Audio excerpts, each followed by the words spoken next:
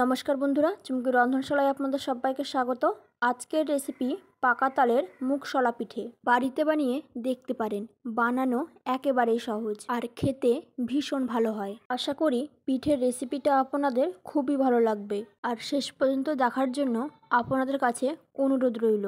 তো চলুন পিঠেগুলো বানানো শুরু করা যাক। প্রথমে একটা কড়াইকে গ্যাসের ওভেনের উপর বসিয়ে দিয়েছিলাম। কড়াইয়ের মধ্যে দিয়ে দিলাম 1 কাপ পরিমাণে তালের পাল্প, আর তারপরে এর মধ্যে দিয়ে দিচ্ছি চা চামচের 3 ভাগের 1 ভাগ লবণ, আর দিয়ে দিচ্ছি প্রায় 50 গ্রামের মতো চিনি। সমস্ত কিছু খুব ভালো করে মিশিয়ে নিতে হবে আর চিনিগুলো মেল্ট হওয়ার জন্য অপেক্ষা করতে হবে। ফ্লেমটা মিডিয়াম টু হাইতে রেখেছি। প্রায় 2 মিনিট মতো এইভাবে নাড়াচাড়া করে নিয়েছি আর এখন চিনিগুলো মেল্ট হয়ে গেছে আর তালের পাল্পটাও খুব ভালো করে গরম হয়ে গেছে। এখন ফ্লেমটা একেবারে লোতে করে দিলাম আর এবারে তালের পাল্পের মধ্যে দিয়ে দিচ্ছি 1 কাপ পরিমাণে চালের গুঁড়ো। এখানে আমি দোকানের কেনা শুকনো চালের গুঁড়ো দিলাম। এখন ফ্লেমটা লোতে রেখে চালের গুঁড়োটাকে তালের পাল্পের সঙ্গে খুব ভালো করে মিশিয়ে নিতে হবে। যখন খুব ভালো করে মেশানো হয়ে যাবে তখন ফ্লেমটা অফ করে দিতে হবে আর কড়াইটা এক সাইডে রেখে দিতে হবে যাতে করে মিশ্রণটা ঠান্ডা হয়ে যায়। এদিকে আর একটা কড়াইকে গ্যাসের ওভেনের ওপর বসিয়ে দিয়েছিলাম। দিয়ে দিচ্ছি 1 কাপ পরিমাণে লিকুইড মিল্ক আর দিয়ে দিচ্ছি 1 কাপ নারকেল কোড়া, আর আমি এর মধ্যে দিয়ে দিচ্ছি 150 গ্রাম মতো গুড়। আপনারা চাইলে চিনিও দিতে পারেন। এখন খুব ভালো করে মিশিয়ে নিতে হবে আর এইভাবে মিডিয়াম টু লো ফ্লেমে প্রায় 2 থেকে 3 মিনিট রেখে দিতে হবে যাতে করে গুড়টা ভালো করে মেল্ট হয়ে যায়। খুব ভালো করে মিশিয়ে নিয়ে প্রায় 3 মিনিট মতো রেখে দিয়েছিলাম আর এখন গুড়টাও খুব ভালো করে মেল্ট হয়ে গেছে। এবার মিশ্রণটাকে নাড়াচাড়া করে ঘন আর শুকনো করতে হবে।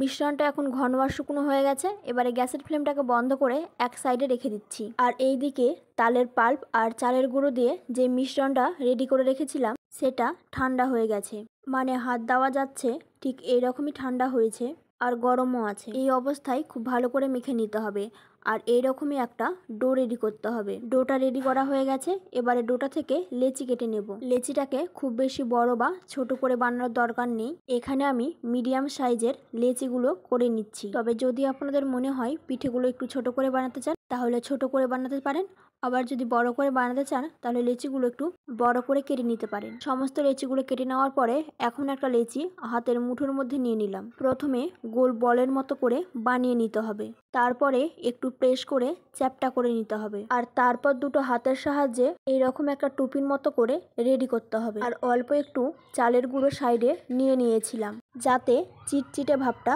চলে যায়। এরকম টুপির মতো করে তৈরি করে নিয়েছিলাম। এখন কিছুটা পরিমাণে নারকেলের পুর নিতে হবে আর মাঝখানে এইভাবে দিয়ে দিতে হবে আর তারপর দুটো সাইডকে খুব ভালো করে আটকে নিতে হবে যাতে ভাজার সময় খুলে না যায়। দুটো সাইডকে খুব ভালো করে আটকে নিয়েছি আর এইভাবে আবারও আটকে নিচ্ছি যাতে ভাজার সময় আর খুলে না যায়। তারপর এইভাবে একটু গোল গোল করে নিতে হবে, মানে একটু লম্বা শেপ দিয়ে নিতে হবে, এতে পিঠেগুলো দেখতে ভালো লাগবে। সমস্ত পাকা তালের মুগশলা পিঠেগুলো রেডি হয়ে গেছে। এবার আমি ফ্রাই প্যানে কিছুটা পরিমাণে গরম তেল নিয়েছি।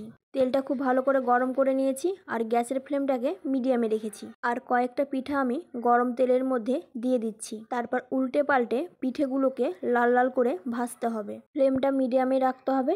যদি ফ্লেমটা হাইতে রাখা যায় তাহলে পিঠের উপরটা খুব তাড়াতাড়ি লাল হয়ে যাবে কিন্তু ভেতরটা ভালো করে ভাজা হবে না। তাই মিডিয়াম ফ্লেমে একটু সময় নিয়ে উল্টে পাল্টে লাল লাল করে ভাজতে হবে। তো উল্টে পাল্টে এইভাবে লাল লাল করে ভেজে নিচ্ছি।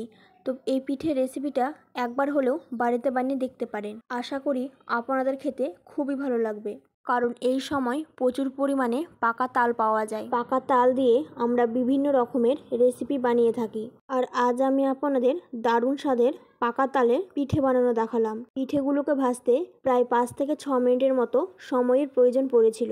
বেশ লাল লাল করে ভাজা হয়ে গেছে। এবার এগুলোকে আমি তুলে নিচ্ছি। বাকি যে পিঠেগুলো আছে সেগুলোকেও একইভাবে ভেজে নেব। সমস্ত পিঠেগুলো ভেজে নিয়েছি আর এখন একটা থালার মধ্যে সার্ভ করে নিয়েছি। পিঠেগুলো দেখতে যত না ভালো হয় তার থেকে খেতে অনেক বেশি ভালো হয়। আমার আজকের রেসিপি আপনাদের কেমন লাগলো অবশ্যই আমাকে জানাবেন। ভালো লাগলে লাইক ও শেয়ার করার অনুরোধ রইল। আমার চ্যানেলে নতুন বন্ধু হয়ে থাকলে চ্যানেলটি সাবস্ক্রাইব করে নেওয়ার অনুরোধ রইল। পাশে থাকা বেল আইকনটা অবশ্যই প্রেস করে দেবেন, কারণ আমি চ্যানেলে যখনই কোনো নতুন রেসিপি শেয়ার করবো নোটিফিকেশন আপনাদের কাছে পৌঁছে যাবে। আজকের মতন এই পর্যন্ত, আবারও হাজির হয়ে যাব নতুন কোনো রেসিপি নিয়ে। ভালো থাকবেন, সুস্থ থাকবেন, ধন্যবাদ।